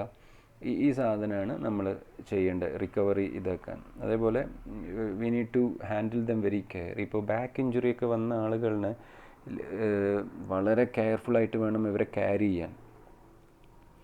നമ്മളിപ്പോൾ ഫ്രാക്ചറൊക്കെ ഉണ്ടെങ്കിൽ, ഇപ്പോൾ അതേപോലെ ഫോറിൻ പാർട്ടിക്കിൾസ് ഇൻസേർട്ടഡ് ആയിട്ടുണ്ടെങ്കിൽ, ഇപ്പോൾ എന്തെങ്കിലും തറച്ച് അകത്ത് കയറുന്ന സിറ്റുവേഷൻസൊക്കെ ഉണ്ടെങ്കിൽ അത് വലിച്ചൂരാനോ ഇതാനൊന്നും പാടില്ല. ഇപ്പോൾ കത്തിയേറ്റ് കുത്ത് കിട്ടിയ ആളുകൾ അങ്ങനത്തെ ഒക്കെ സിറ്റുവേഷൻ ഉണ്ടാവില്ല. ഇപ്പോൾ എന്തെങ്കിലും കളിക്കുമ്പോൾ അല്ലെങ്കിൽ എവിടെയെങ്കിലും വീണ് പോയിട്ട് എന്തെങ്കിലും കമ്പി പോലത്തെ കാര്യങ്ങളൊക്കെ സാധനങ്ങളൊക്കെ നമ്മളുടെ ഇൻറ്റേർണൽ പെനിട്രേറ്റ് ആയി പോയിട്ടുണ്ടെങ്കിൽ അത് വലിച്ചൂരാനോ ഇതൊന്നും നമ്മൾ ചെയ്യാൻ പാടില്ല. അപ്പോൾ ആ സാധനങ്ങളൊക്കെ വളരെ കെയർഫുള്ളായിട്ട് വേണം ഹാൻഡിൽ ചെയ്യാൻ. അതുപോലെ ആക്സിഡൻസിലൊക്കെ ഡോക്ടേഴ്സ്, ഞാൻ കുറച്ച് ക്ലാസ്സുകളൊക്കെ നമുക്ക് കിട്ടിയിട്ടുണ്ട്. ഇപ്പോൾ ഞാൻ കോച്ചായിട്ട് വർക്ക് ചെയ്തിരുന്ന സമയത്തൊക്കെ ഞങ്ങൾക്ക് റെഗുലറായിട്ട് ഇത്തരം ഫസ്റ്റ് എയ്ഡ് പ്രോഗ്രാമുകൾ അറ്റൻഡ് ചെയ്യാനുണ്ടാവും. അപ്പോൾ അവിടെ നിന്നൊക്കെ ഞങ്ങൾ ട്രെയിൻ ചെയ്യാൻ വരുന്ന ഡോക്ടേഴ്സൊക്കെ പറയാറുണ്ട്, ഏറ്റവും കൂടുതൽ ആക്സിഡൻറ്റ് കേസുകളിൽ ആക്സിഡൻ്റൽ ഇഞ്ചുറി പറ്റിയതിനേക്കാളും അപകടമാവും ആളുകൾ. അവരുടെ ഇൻറ്റൻഷൻ കറക്റ്റാവും, പക്ഷേ അവരുടെ because of the lack of knowledge they'll be lifting them or taking them in a very awkward manner, which makes the injury more worse. And paralyzed ആയിട്ടുള്ള എത്രയോ സിറ്റുവേഷൻസ് ഉണ്ട്. കാരണം ഒരു അത്ര സിവിയർ അല്ലാത്തൊരു ബാക്ക് ഇഞ്ചുറീനെ ആളുകൾ ഇപ്പോൾ വണ്ടിയിൽ ആക്സിഡൻ്റ് ഒക്കെ ആകുമ്പം അവിടെയും ഇവിടെയും പിടിച്ച് വലിച്ചെടുത്തിട്ടും അതേപോലെ തോളിലിട്ടിട്ട് കൊണ്ടുപോയിട്ടും ക്യാരിങ്ങിനൊക്കെ കുറേ പ്രോപ്പറായിട്ടുള്ള ടെക്നിക്സ് ഉണ്ട്. അപ്പോൾ അത്തരം കാര്യങ്ങളൊക്കെ നമ്മൾ ശ്രദ്ധിക്കേണ്ടതുണ്ട്. ഇത് നമ്മളുടെ ക്ലാസ് എടുക്കുമ്പോൾ നമുക്ക് കുറച്ചും കൂടെ നിങ്ങൾക്കും ഇൻഷാ അല്ലാഹ് നല്ല ഡോക്ടറിന് ഏതെങ്കിലും അറേഞ്ച് ചെയ്യാൻ പറ്റുമെന്ന് ഞാൻ നോക്കട്ടെ. നമുക്ക് അങ്ങനെ തന്നെ ഇതാക്കാം. നിങ്ങൾക്ക് എന്ത് ഡൗട്ട് ഉണ്ടെങ്കിലും അവരുടെ അടുത്ത് ചോദിക്കാനൊക്കെ ഉള്ള ഒരു സാഹചര്യം നമുക്ക് ഉണ്ടാക്കാം കേട്ടോ. So we need to handle the patient or the casualty very carefully. Handle them with care. Okay, ഇത് എയിം ഓഫ് ഫസ്റ്റ് എയ്ഡ് എന്ന് പറയുന്നത് ഈ 3 മെയിൻ പോയിൻറ്റ്സ് ആണ്. Preserve life, prevent complication and promote recovery. അതിൻ്റെ സബ് പോയിൻറ്റ്സും എന്താണെന്നുള്ളത് ഞാൻ just പറഞ്ഞിട്ടുണ്ട്. അപ്പോൾ അതൊക്കെ മനസ്സിലാക്കി വയ്ക്കാം. നെക്സ്റ്റ് ടോപ്പിക്കാണ് principles of first aid. Principles of first aid എന്ന് പറയുമ്പോൾ ഇത് what is first aid, write down the principles of first aid എന്ന് ചോദിക്കാറുണ്ട്. ഇതേപോലെ ഒരു റൈസ് പ്രിൻസിപ്പിൾസ് ഉണ്ട്, അത് ഇതിൻ്റെ പുറകിൽ വരുന്നുണ്ട്. അപ്പം പ്രിൻസിപ്പിൾസ് ഓഫ് ഫസ്റ്റ് എയ്ഡ് എന്ന് പറയുന്നതിൽ ഫസ്റ്റ് പോയിൻ്റാണ് ഡോണ്ട് ഗെറ്റ് പാനിക്. ആരാണ് പാനിക് ആവേണ്ടത്? ഇപ്പോൾ നമ്മളാണ്. ഇപ്പോൾ നമ്മളുടെ ഒരു ഫ്രണ്ടിനാണ് ഒരു ആക്സിഡൻറ്റ് ഉണ്ടാവുന്നത്, പെട്ടെന്ന് അയാൾക്കാണ് ഒരു എമർജൻസി സിറ്റുവേഷൻ ഉണ്ടായത്. So we need to be calm and composed. We should not get എന്താ പറയുക പാനിക്കായിട്ട് നമ്മൾ തന്നെ ഭയങ്കരമായിട്ട് ഓവറായിട്ടുള്ള എക്സ്പ്രഷൻസും ഭയങ്കര ബേജാറായ ആ ആളിനും എന്താവും, നമുക്ക് റീഅഷുറൻസ് ഒന്നും കൊടുക്കാൻ പറ്റില്ല, അവനെ സാന്ത്വനിപ്പിക്കാനൊന്നും. So we need to be very calm and composed. We need to be relaxed. We need to assess the situation, what is happen, what is really actually happen, what has happened and what can we do. So we need to have that presence of mind. നമ്മൾ എന്താ പറയുക, എടുത്തു ചാടി കാര്യങ്ങളൊന്നും ചെയ്യരുത്. അതേപോലെ don't harm yourself. Don't harm എന്ന് പറഞ്ഞിട്ടാണെങ്കിൽ don't harm that person, also never harm yourself. ഇപ്പോൾ പിന്നെ ഇലക്ട്രിക് ഷോക്കിൻ്റെ സിറ്റുവേഷൻസിലൊക്കെ നമുക്കറിയാം, ചിലർ എന്താ പറയുക, ഈ ഇലക്ട്രിക് ഷോക്ക് നല്ല ഹൈ വോൾട്ട് ഇലക്ട്രിക് ഷോക്കൊക്കെ ഉള്ള ആളിനെ പോയി തൊട്ടാൽ പിന്നെ പണി കിട്ടി. സോ അവനെ രക്ഷിക്കാനുള്ള തത്രപ്പാടിലും അതിൻ്റെ ഒരു ഹറിബറിയിൽ നമ്മൾ നേരെ പോയി അവനെ കണ്ടക്റ്റിംഗ് ആയിട്ടുള്ളൊരു മെറ്റീരിയലിട്ട് തൊട്ടാൽ അതിലൂടെ നമുക്കും ഷോക്ക് അടിക്കും. So never harm yourself. First നമ്മളുടെ സേഫ്റ്റി നമ്മൾ എൻഷുർ ചെയ്യേണ്ടതുണ്ട്. ഒരു നമ്മളുടെ സുഹൃത്ത് already he's in a problem. So we need to make sure that we are not ഹാമിങ് അവർ സെൽസ്. അതിപ്പോൾ ഇലക്ട്രിക് ഷോക്ക് പോലത്തെ കേസുകളിലൊക്കെയാണ് അത് വരിക. അതേപോലെ മുങ്ങിപ്പോണ ആളുകൾക്ക്, മുങ്ങിപ്പോകുമ്പോൾ നമ്മൾ നേരെ പോയിട്ട് അയാളിനെ രക്ഷിക്കാൻ നേരെ ചെന്നാൽ ഒരിക്കലും ആ സിറ്റുവേഷൻ നമുക്ക് അത് ഇതാവില്ല. ഈവൻ രണ്ടാളുകൾ ഉണ്ടെങ്കിൽ കൂടെ ഒരാളിനെ അങ്ങോട്ട് ചെന്നിട്ട് മുങ്ങിപ്പോണ ആളിനെ രക്ഷിക്കാൻ പോയാൽ പണി കിട്ടിയ സിറ്റുവേഷൻസ് ഒക്കെ ഉണ്ട്. നമ്മളെന്താ ചോദിച്ചാൽ അയാൾ ഭയങ്കര മരണപ്രാളത്തിലാവും. അപ്പോൾ ആളിങ്ങോട്ട് പിന്നെ രക്ഷിക്കാൻ വരുന്ന ആളിനെ പിടിച്ച് താഴ്ത്തിയിട്ട് അപകടം സംഭവിച്ചു പോയ കുറേ സിറ്റുവേഷൻസ് ഒക്കെ ഉണ്ട്. ഞാനേ അങ്ങനെ ഒരു തവണ ഉണ്ടായിട്ടുണ്ട്. ഞാൻ മുങ്ങിപ്പോയിട്ടുണ്ട് ചെറിയ പ്രായത്തിൽ, 8ാം ക്ലാസ്സിൽ പഠിക്കുമ്പോൾ. എൻ്റെ ഒരു ഫ്രണ്ട് എന്നെ രക്ഷിക്കാൻ വന്നിട്ട് അവൻ്റെ മുടിയൊക്കെ പിടിച്ച് താഴ്ത്തി, അവൻ്റെ മുഖത്തൊക്കെ ഞാൻ മാന്തി. നമ്മൾ വെപ്രാളത്തിൽ ചെയ്തു പോകേണ്ടതാണ്, നമ്മൾ കോൺഷ്യസ് ആയിട്ട് ചെയ്യണതല്ല, എങ്ങനെയെങ്കിലും ഇതാക്കണം. അങ്ങനെ വേറൊരു പയ്യനും 3 പേരുണ്ടായിട്ടാണ് അവർക്ക് എന്നെ രക്ഷിക്കാൻ പറ്റിയത്. So those sort of things can happen. So never harm yourself. മുങ്ങി പോണ ആളുകൾക്കൊക്കെ എന്തെങ്കിലും ഒരു കയറ് പോലത്തുള്ള സാധനങ്ങളൊക്കെ ഇട്ട് കൊടുത്തിട്ട് ഇതാക്കാനൊക്കെ, അതല്ലെങ്കിൽ അത്രയും നമുക്ക് സപ്പോർട്ടിങ് ബാക്കിംഗ് അപ്പ് മെറ്റീരിയൽസ് നമ്മളുടെ കയ്യിൽ വേണം, എങ്കിലേ നമുക്ക് ഇതാക്കുള്ളൂ പറ്റുള്ളൂ. Okay, so don't get panic, don't harm. Check breathing. First ചെയ്യേണ്ട കാര്യമാണ് അയാൾ ബ്രീത്ത് ചെയ്യുന്നുണ്ടോ എന്നുള്ളത് നോക്കണം. എങ്ങനെയാണ് നമ്മൾ നോക്കുക? ആദ്യം നമ്മൾ പറഞ്ഞിട്ടുണ്ട് എയർവേ പ്രോപ്പർ ആക്കണമെന്ന്. അപ്പം നമ്മളിപ്പോൾ ഒരു ആളിനെ കണ്ട് അയാൾ ബ്രീത്ത് ചെയ്യണില്ല, ആദ്യം ഈ അയാളുടെ ബ്രീത്തിൻ്റെ പാസേജിൽ ഇപ്പോൾ നോസ്ട്രിൽസ്, അതേപോലെ ആ വിൻ പൈപ്പ്, വായിലൂടെയുള്ള ആ ഏരിയ, അവിടെയൊക്കെ എന്തെങ്കിലും ബ്ലോക്കേജ് ഉണ്ടോ എന്ന്, ഫോറിൻ പാർട്ടിക്കിൾസ് എന്തെങ്കിലും ഉണ്ടോ എന്ന് നോക്കി, and we made sure that nothing is hindrancing the breath passage. Then you can check for breathing. മൂക്കിൻ്റെ ഇടയിൽ ജസ്റ്റ് ഫീൽ ചെയ്യാം, ഇങ്ങനെ കൈ വെച്ച് നോക്കുക. അപ്പോൾ ബ്രീത്ത് ചെയ്യുന്നുണ്ടെങ്കിൽ നമുക്ക് ആ ഹോട്ട് എയർ നമുക്ക് ഫീൽ ചെയ്യാൻ പറ്റും. അതല്ലെങ്കിൽ ചെസ്റ്റ് എക്സ്പാൻഷന് നോക്കുക. ബ്രീത്ത് ചെയ്യുന്ന ആളുടെ ചെസ്റ്റ് ഇങ്ങനെ എക്സ്പാൻഡ് ആവും, പിന്നെ കൺട്രാക്റ്റ് ആവും, റിലാക്സ് ആവും. അപ്പോൾ അത് നമുക്ക് കാണാൻ പറ്റും. In case if is not breathing, we need to give him artificial CPR procedure start ചെയ്യേണ്ടതുണ്ട്. Check breathing. If he is not breathing, if there is no pulse, we need to give him CPR, cardiopulmonary resuscitation എന്ന് പറഞ്ഞ സാധനം. അത് നിങ്ങൾ പലപ്പോഴും കേട്ടിട്ടുണ്ട്. 30:2 എന്നുള്ള, അതായത് ഒരാൾ അൺകോൺഷ്യസ് ആയി, ഇപ്പോൾ പെട്ടെന്ന് നമ്മളുടെ ഇതിൽ ക്ലാസ്സിൽ ഒരാൾ അൺകോൺഷ്യസ് ആയി വെച്ചു, പെട്ടെന്ന് ബോധം കെട്ട് വീണ്. അതല്ലെങ്കിൽ നിങ്ങൾ ഒരു ആക്സിഡൻറ്റ് ഉണ്ടായി, ഓന് റെസ്പോൺസ് ഒന്നുമില്ല, അൺകോൺഷ്യസ് ആണ്. അപ്പോൾ നിങ്ങൾ തട്ടി വിളിച്ച് നോക്കി അയാളിനെ, ഒരു റെസ്പോൺസും ഇല്ല. നിങ്ങൾ ബ്രീത്തിങ് ചെക്ക് ചെയ്ത്, he's not breathing. Pulse check ചെയ്ത് നോക്കി, കരോട്ടിഡ് പൾസ് ഇവിടെ നോക്കി, he's not, there is no pulse also. So immediately we need to start the CPR procedure. Cardio pulmonary resuscitation എന്നാണ് അതിൻ്റെ എക്സ്പാൻഷൻ. ആ പ്രൊസീജിയർ ലൈഫ് സേവിങ്, വളരെ എന്താ പറയുക, ഇമ്പോർട്ടൻ്റ് ആയിട്ടുള്ള, വളരെ ക്രൂഷ്യലായിട്ടുള്ളൊരു ലൈഫ് സേവിങ് പ്രൊസീജിയറാണ്. ശരിക്കും അത് നന്നായിട്ട് നമ്മൾ പഠിക്കണം. അതിന് എന്താ പറയുക, ഇത് കേട്ട് പഠിച്ചിട്ട് കാര്യമില്ല. അത് മാനിക്വിൻസ് ഉണ്ട്, ഈ ഡമ്മി ഇതൊക്കെ വെച്ചിട്ട് ശരിക്ക് അതിൻ്റെ പ്രൊസീജിയർ നമ്മൾ ചെയ്തേ പഠിക്കണം. ഒരു സേയിങ് ഉണ്ട് ശരിക്കും, എന്താ പറയുക, പിന്നെ I hear, I forget, I see, I remember, I do, I understand. If you are simply hearing something, you will definitely forget it. If you are seeing that, if you are watching it, you will remember it. പക്ഷേ you won't be able to perform it. നിങ്ങൾ കണ്ട് ഇങ്ങനെ മനസ്സിലാക്കിയിട്ടുണ്ടെങ്കിൽ നിങ്ങൾക്ക് you can remember that thing, but you won't be able to perform it in the right way. Okay, so in order to master that particular skill, you need to do it over and again over a period of time. So adana appo it's all about learning by doing. We need to practice those things. അതിനൊക്കെയുള്ള ഒരു workshop ഒക്കെ attend ചെയ്ത് നമ്മൾ ചെയ്ത് നോക്കണം. എന്തായാലും എന്താ നമുക്ക് ഇതിൽ ചെയ്യാൻ പറ്റുക എന്നുള്ളത് നമ്മൾ നോക്കാം. പിന്നെ ഗിവ് CPR പറഞ്ഞപ്പോൾ ആദ്യം നമ്മൾ ഇത് ചെക്ക് ചെയ്തു. CPRൻ്റെ സീക്വൻസ് എന്ന് പറയുന്നത് 30:2 ആണ്. അതായത് 30 ചെസ്റ്റ് കംപ്രഷൻസ്, അതിൻ്റെ 30 ചെസ്റ്റ് കംപ്രഷൻസ് കൊടുക്കും. അതിൻ്റെ ശേഷം 2 ആർട്ടിഫിഷ്യൽ റെസ്പിറേഷന്. അതേപോലെ അതിൻ്റെ ഒരു പേസ് എന്താണെന്ന് വെച്ചാൽ എത്ര ഫാസ്റ്റായിട്ട് കംപ്രഷൻസ് കൊടുക്കുന്നത്, not less than 100 compressions per minute എന്നാണ് പറയുന്നത്.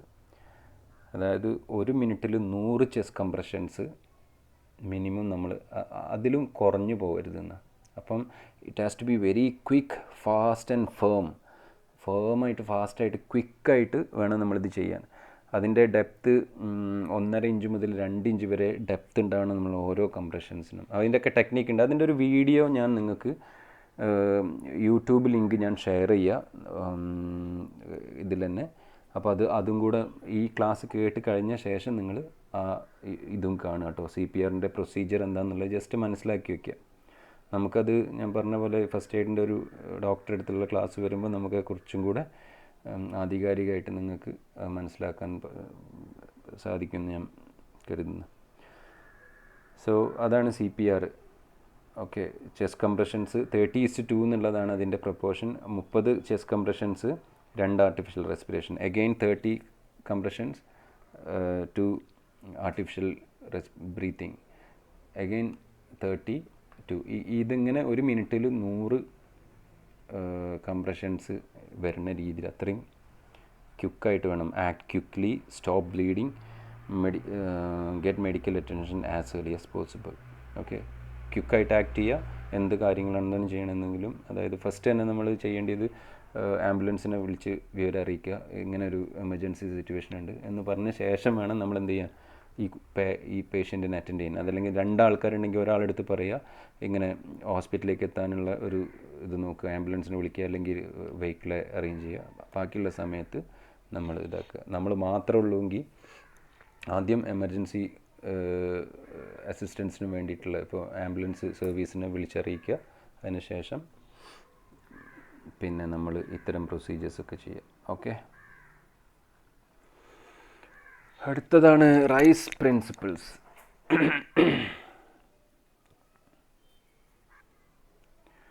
ഈ എക്സാമിൽ റൈസ് എന്ന് പറഞ്ഞിട്ട് ചോദിക്കാറുണ്ട്. Rest, ice, compression and elevation. എന്താണ് റൈസ് പ്രിൻസിപ്പിൾസ് എന്നുള്ളത്? ഇത് ഇപ്പോൾ ഈ അക്രോണിം എക്സ്പാൻഡ് ചെയ്യാനാണ് ചിലപ്പോൾ പറയുന്നത്. R stands for what, rest, I for what, C for what and E for what എന്നൊക്കെ പറഞ്ഞിട്ട് 2 മാർക്ക് അല്ലെങ്കിൽ ഇലോബറേറ്റ് റൈസ് എന്നൊക്കെ കാണാറുണ്ട്. അപ്പോൾ ഇതും ഇതേപോലൊരു പ്രൊസീജിയറാണ് ഫസ്റ്റ് എയ്ഡിൽ. ഇപ്പോൾ എവിടെയെങ്കിലും കൂട്ടിയിടിച്ച് വിചാരിച്ചാൽ നമ്മൾ പലപ്പോഴും സ്കൂളുകളിലും അല്ലെങ്കിൽ നമ്മൾ വീട്ടിലൊക്കെ എവിടെയെങ്കിലും ഇടിക്കാനും ഇങ്ങനെ, അതേപോലെ അല്ലെങ്കിൽ ആംഗിൾ സ്പ്രെയിന്, ഇത്തരം കാര്യങ്ങളൊക്കെ വരുമ്പോൾ നമുക്ക് ചെയ്യേണ്ട ഫസ്റ്റ് എയ്ഡിൻ്റെ ഒരു ഗൈഡ് ലൈനാണ് റൈസ് പ്രിൻസിപ്പിൾ എന്ന് പറയുന്നത്. റെസ്റ്റ് എന്നുള്ളതാണ് ആദ്യത്തെ. R four rest. റെസ്റ്റ് എന്ന് പറഞ്ഞിരിക്കുകയാണെന്നുണ്ടെങ്കിൽ നമ്മൾക്ക് ഇഞ്ചേർഡ് ആയിട്ടുള്ള ഒരു ഏരിയ കംപ്ലീറ്റ്ലി എന്താ പറയുക, റെസ്റ്റ് ചെയ്യുക, ഇമ്മൊബിലൈസ് ചെയ്യുക കംപ്ലീറ്റ്ലി. ഓക്കെ, അതാണ് റെസ്റ്റ് എന്നുണ്ട് ഉദ്ദേശിക്കുന്നത്. Provide complete rest to the injured area for avoiding further complications. Okay, ഈ ജെർക്കിങ്ങോ ഷെയ്ക്കോ ഒന്നും ചെയ്യാതെ. പലപ്പോഴും കാണാറുണ്ട് നമ്മളുടെ ഉമ്മമാരൊക്കെ, നമ്മളിപ്പോൾ എവിടെയെങ്കിലും ചെറിയ കുട്ടികളൊക്കെ തല എവിടെയെങ്കിലും പോയി പിടിച്ച് ഇടിക്കുകയെ അതല്ലെങ്കിൽ ഓടുമ്പോൾ വീണിട്ട് ഇങ്ങനെ സ്വെല്ലിംഗ് ഒക്കെ വരുമ്പോൾ ഞാൻ കാണാറുണ്ട് ഉമ്മ, അതുപോലെ എൻ്റെ താത്തെല്ലാം പിടിച്ചിട്ട് ഇങ്ങനെ ഒഴിയും അവിടെ. അത്തരം കാര്യങ്ങളൊന്നും ശരിക്കും ചെയ്യാൻ പാടില്ല. റെസ്റ്റ് ചെയ്യണം ആ ഭാഗത്തിന്. അതേപോലെ രണ്ടാമത് ചെയ്യേണ്ടതാണ് എന്താ പറയുക, പിന്നെ ഐസ് അപ്ലൈ ചെയ്യുക. സോ ഇപ്പോൾ എവിടെയെങ്കിലും ഇപ്പോൾ ഒരു ഫ്രാക്ചർ വന്നു നിച്ചോ, അപ്പം അവിടെ ആദ്യം നമ്മൾ ചെയ്യേണ്ടത് കംപ്ലീറ്റ്ലി അതിനെ ഇപ്പം റെസ്റ്റ് ചെയ്യാൻ നമുക്ക് സ്പ്ലിൻസ് യൂസ് ചെയ്യാം. ഇപ്പം 8 ഷേപ്പ് സ്പ്ലിൻസ് അല്ലെങ്കിൽ ബാൻഡേജോ അങ്ങനെ എന്തെങ്കിലുമൊക്കെ. ഇപ്പോൾ ഒരു വൂണ്ടൊക്കെ ഉണ്ടെന്നുണ്ടെങ്കിൽ അത് ജസ്റ്റ് വൃത്തിയാക്കി കഴുകിയിട്ട് ബാൻഡേഡ് കെട്ടിയിട്ട് റെസ്റ്റ് ചെയ്യുക പാട്ടിന് എന്നുള്ളതാണ് ആദ്യത്തേത്. രണ്ടാമത്തേതാണ് ഐസ് അപ്ലിക്കേഷൻ. ഇപ്പോൾ ഈ നേരത്തെ പറഞ്ഞ സിറ്റുവേഷനിൽ എവിടെയെങ്കിലും പോയി ഇടിച്ചിട്ട് സ്വെല്ലിംഗ് ഒക്കെ വന്നിക്കുകയാണെങ്കിൽ അവിടെ മറ്റേ പെയിൻ ബാമൊക്കെ ഇട്ടിട്ട് തിരുമ്മി കൊടുക്കുന്നത് കാണാം, അതല്ലെങ്കിൽ വെള്ളം കൂട്ടി ഒഴിയണതൊക്കെ കാണാം. Actually never do such things. Ice application അല്ലെങ്കിൽ കോൾഡ് വാട്ടർ അതിൽ കുറേ സമയം ഇഞ്ചേർഡ് ആയിട്ടുള്ള ഏരിയയിൽ അപ്ലൈ ചെയ്യുക എന്നുള്ളതാണ് ആദ്യം ചെയ്യേണ്ടത്. ഇപ്പം ആംഗിൾ സ്പ്രെയിനൊക്കെ ഉണ്ടാവില്ല, ആംഗിൾ ട്വിസ്റ്റായി പോണത്, അല്ലെങ്കിൽ ചെറിയ രീതിയിലുള്ള ഡിസ്ലൊക്കേഷൻസ്, സബ്ലാക്സേഷൻസ് ഒക്കെ, ഇത്തരം സിറ്റുവേഷൻസിലൊക്കെ ഐസ് അപ്ലൈ ചെയ്യണം. ഐസ് അപ്ലൈ ചെയ്യേണ്ടത് ഒരു ഡയറക്റ്റ്ലി അപ്ലൈ ചെയ്യാതെ എന്തെങ്കിലും ഒരു ടവലിലോ അല്ലെങ്കിൽ കവറിലോ ഒക്കെ വെച്ചിട്ട് കണ്ടിന്യൂസ് ആയിട്ട് ഒരു 8 മിനിറ്റ് വയ്ക്കുക. അത് കഴിഞ്ഞിട്ട് കുറച്ച് കഴിഞ്ഞിട്ട് അങ്ങനെ റെഗുലർ ഇൻ്റർവെൽസിൽ ഐസ് അപ്ലൈ ചെയ്തൊക്കെയാണെങ്കിൽ അവിടേക്കുള്ള ബ്ലഡ് സർക്കുലേഷനൊക്കെ കുറഞ്ഞ് സ്വെല്ലിംഗ് ഒക്കെ മാറി ഇതാവും. അപ്പോൾ പറയണത് ഐസ് അപ്ലിക്കേഷനാണ്. ഐസ് അപ്ലൈ ചെയ്യുക. കംപ്രഷൻ ആണ് സി ഫോർ കംപ്രഷൻ. റൈസിലെ സി എന്ന് പറഞ്ഞാൽ കംപ്രഷനാണ്. കംപ്രഷൻ അപ്ലൈ ചെയ്യുക. അതായത് ബ്ലീഡിങ് ഒക്കെ ഉണ്ടാവുമ്പോൾ bleeding can be stopped by pressing and covering that wound. Okay, അതിനെ പ്രസ് ചെയ്യുക, അതിനെ കവർ ചെയ്യുക. ബ്ലീഡിങ്ങാണ് പെട്ടെന്ന് സ്റ്റോപ്പ് ചെയ്യേണ്ടതാണ്. അപ്പോൾ കംപ്രഷൻസിലൂടെ നമുക്ക് നമ്മൾ സാധാരണ ചെയ്യാറുള്ള കാര്യങ്ങളൊക്കെ തന്നെയാണ്. ബ്ലീഡ് ചെയ്യുന്നുണ്ടെങ്കിൽ നമ്മൾ അതിനെ പ്രസ് ചെയ്ത് പിടിച്ചിട്ട് ഒന്ന് കെട്ടിയിട്ട് കൊടുക്കും അല്ലേ. അപ്പം ആ കംപ്രഷൻസിലൂടെ നമുക്കതിനെ സ്റ്റോപ്പ് ചെയ്യാൻ പറ്റും. ലാസ്റ്റത്തതാണ് എലിവേഷൻ. എലിവേറ്റ് ചെയ്യാന്ന് പറഞ്ഞിരിക്കുകയാണെന്നുണ്ടെങ്കിൽ നമ്മളുടെ ഇഞ്ചോർഡ് ആയിട്ടുള്ള, ഇപ്പോൾ കാലാണ് വെച്ചിട്ട് ആംഗിളിനാണ് സ്പ്രെയിൻ വന്നിട്ടുള്ളത് എന്നുണ്ടെങ്കിൽ എന്ത് ചോദിച്ചാൽ കാലിനെ ചെസ്റ്റ് ലെവലിൽ നിന്ന്, ഹാർട്ട് ലെവലിൽ നിന്ന് പൊക്കിയിട്ട് വെക്കണം, എലിവേറ്റ് ചെയ്യണം കാലിനെ. എന്തിനാന്ന് വെച്ചാൽ വീനസ് റിട്ടേൺ, അതിലേക്കുള്ള പമ്പിങ്ങിനെ, ബ്ലഡിൻ്റെ പമ്പിങ്ങിനെ റെഡ്യൂസ് ചെയ്യാനും അതിനെ കുറയ്ക്കാനും അതിൻ്റെ പേസ് കുറയ്ക്കാനൊക്കെ വേണ്ടിയിട്ടാണ് എലിവേറ്റ് ചെയ്യുന്നത് ഇഞ്ചോർഡ് ഏരിയ. അപ്പം ഹാർട്ട് ലെവലിൽ നിന്ന് അല്ലെങ്കിൽ ചെസ്റ്റ് ലെവലിൽ നിന്ന് പൊക്കിയിട്ട് വെക്കണം. അപ്പം നിലത്താളൊക്കെ എടുത്തിട്ട് കാല് പൊക്കിയിട്ട് വെക്കും. കൈയൊക്കെ ആണെങ്കിൽ കുറച്ച് പൊക്കിയിട്ട്, ചെസ്റ്റിനേക്കാളും കുറച്ച് പൊക്കിയിട്ട് ഇങ്ങനെ സ്പ്രിങ്സ് ഇട്ട് വെക്കുക. ഇത്തരം കാര്യങ്ങളൊക്കെയാണ് എന്തിന് ഈ rest, ice, compression and elevation, RICE principles എന്നുള്ളതുകൊണ്ട് മനസ്സിലാക്കേണ്ടത് കേട്ടോ. അതേപോലെ അവസാനത്തെ ഒരു ഇതാണ് ABCs ഓഫ് ഫസ്റ്റ് എയ്ഡ് എന്ന് ചിലപ്പം ക്വസ്റ്റ്യൻ പേപ്പറിൽ കാണുകയാണെങ്കിൽ ABC stands for A for airway, B for breathing, C for circulation. Airway നമ്മൾ ഫസ്റ്റ് പറഞ്ഞിട്ടുണ്ട്, പ്രിസേർവ് ലൈഫ് എന്ന് പറഞ്ഞ എയിമിൽ അതിൽ പറയുന്നുണ്ട്, നമ്മൾ എയർവേ പറയുന്നുണ്ട്. So we need to make sure that nothing, the airway is clean and proper, nothing, no so any kind of hindrances there in the airway. So we need to make sure that the passage is very clear. Then we have to look for breathing ഉണ്ടോ നോക്കുക. ഇല്ലെങ്കിൽ artificial respiration, circulation ഇല്ലെങ്കിൽ, അതായത് pulse ഇല്ലെങ്കിൽ നമ്മളെന്താ CPR ഇതൊക്കെ. So ABCs of first aid എന്ന് പറഞ്ഞാൽ എയർവേ, ബ്രീത്തിങ്, സർക്കുലേഷൻ ആണെന്നുള്ളതും കൂടെ മനസ്സിലാക്കുക. സോ ഇത്തരം കാര്യങ്ങളാണ് ഇതിലുള്ളത്. അതേപോലെ ഇതിൻ്റെ ഇനി ഓരോ ഫസ്റ്റ് എയ്ഡ് ഫോർ ബേൺസ്, അതേപോലെ പിന്നെ first aid for wound and bleeding, drowning, snake bite എന്നൊക്കെ പറഞ്ഞിട്ടുള്ള കുറച്ച് ഇലക്ട്രിക് ഷോക്ക്, ഇത്തരം കാര്യങ്ങൾക്കുള്ളതാണ് സിലബസിൽ പറയുന്നത്. അത് ഞാൻ പറഞ്ഞ പോലെ ഡോക്ടറിനെ പിന്നെ ഡോക്ടറിൻ്റെ ഒരു ക്ലാസ് അറേഞ്ച് ചെയ്യുകയാണെങ്കിൽ നമുക്കത് മാത്രമല്ല, ചോക്കിങ്ങിന്, അതേപോലെ CPRൻ്റെ പ്രൊസീജിയർ, ഇത്തരം കാര്യങ്ങളെ കുറിച്ചിട്ടുള്ള ഡീറ്റെയിൽ ആയിട്ടുള്ള കാര്യങ്ങൾ ഇതൊക്കെ നോക്കാം. ഇല്ലെങ്കിൽ ഇത് നിങ്ങൾക്കിനി എഴുതാൻ ഞാൻ നോട്ട്സ് ഇതാക്കി തരാം, അത്ര മതി എന്നാണ് ഞാൻ മനസ്സിലാക്കുന്നത്. ഇനി വായിച്ചാൽ നിങ്ങൾക്ക് മനസ്സിലാവുന്നുണ്ടാവും. ഇതൊക്കെ ക്ലിയർ ആയിട്ട് എഴുതിയിട്ടുള്ള നോട്ട്സ് ഉണ്ടാവും, ഷെയർ ചെയ്യാം. അതല്ല നിങ്ങൾക്ക് ക്ലാസ് ആയിട്ട് തന്നെ ഇങ്ങനെ വേണമെന്നുണ്ടെങ്കിൽ, ഇപ്പം ഞാൻ ഏകദേശം അതിൻ്റെ ബേസിക് ആയിട്ടുള്ള കാര്യങ്ങളൊക്കെ പറഞ്ഞിട്ടുണ്ട്. ഇതൊക്കെ നിൻ്റെ അടുത്ത് പറഞ്ഞാൽ മതി കേട്ടോ. നോട്ട്സ് ഞാൻ ഷെയർ ചെയ്യുക. അതേപോലെ ഇനി ഈ ചാപ്റ്ററിലുള്ള അടുത്തൊരു ഏരിയയാണ് എന്താ പറയുക, ന്യൂട്രീഷനും അതേപോലെ നമ്മളുടെ ബാലൻസ്ഡ് ഡയറ്റ്, ന്യൂട്രീഷൻ.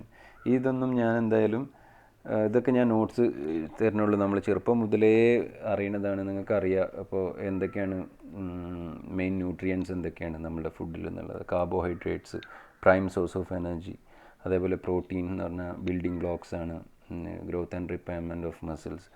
അതേപോലെ ഫാറ്റിനും കുറേ ഫങ്ഷനിങ്സ് ഉണ്ട്. ഇതൊക്കെ നിങ്ങൾക്ക് എല്ലാവർക്കും അറിയണതാണ്. അതേപോലെ മിനറൽസ്, വൈറ്റമിൻസ്, ഇതിൻ്റെ ഡെഫിഷ്യൻസിക്ക് വരുമ്പോൾ എന്താ ഉണ്ടാവുക. അതേപോലെ ബാലൻസ്ഡ് ഡയറ്റ് എന്താണ്, ഇപ്പം ഇതെല്ലാം പ്രൊപ്പോർഷനേറ്റ് ആയിട്ടുള്ള ഇതിലടങ്ങിയിരിക്കുന്ന ഡയറ്റിനാണ് സമീകൃതാഹാരം ഓർ ബാലൻസ്ഡ് ഡയറ്റ് എന്നൊക്കെ പറയുന്നത്. അപ്പോൾ ഈ സാധനം വളരെ ബേസിക് ആയിട്ടുള്ളതാണ്, അതുകൊണ്ട് ഞാനത് ക്ലാസ്സിൽ ആയിട്ട് എടുക്കണില്ല. നിങ്ങൾക്ക് നോട്ട് ഞാൻ ഷെയർ ചെയ്യാം. ഇത്രയേ ഉള്ളൂ ഈ ചാപ്റ്റർ. ഇനി അടുത്ത ഏരിയ നമ്മളുടെ yoga, stress management and postal deformity എന്ന് പറഞ്ഞതാണ്. അടുത്തത് ഞാനത് ഔട്ടോ കവർ ചെയ്യാം. സോ ഇതിൻ്റെ ബാക്കിയുള്ള ഏരിയാസ്, അതായത് ന്യൂട്രീഷനും പിന്നെ ബാലൻസ്ഡ് ഡയറ്റ്, അതേപോലെ റിമൈനിങ് ആയിട്ടുള്ള ഈ പിന്നെ first aid four burn, droning, പിന്നെ ഇലക്ട്രിക് ഷോക്ക്, സ്നേക്ക് ബൈറ്റ്, ഇത്തരം നോട്ട്സൊക്കെ ഞാൻ ഷെയർ ചെയ്യാം. ഓക്കെ, എന്തെങ്കിലും ഡൗട്ട് ഉണ്ടെന്നുണ്ടെങ്കിൽ എൻ്റെ അടുത്ത് ചോദിക്കുക, ക്ലിയർ ചെയ്ത് തരാം കേട്ടോ. Okay then, thank you, take care, നന്നായിട്ട് പഠിക്കുക, ആക്ടിവിറ്റീസൊക്കെ ചെയ്യുക, ആക്റ്റീവായിട്ട് നിൽക്കുക. Okay, bye then.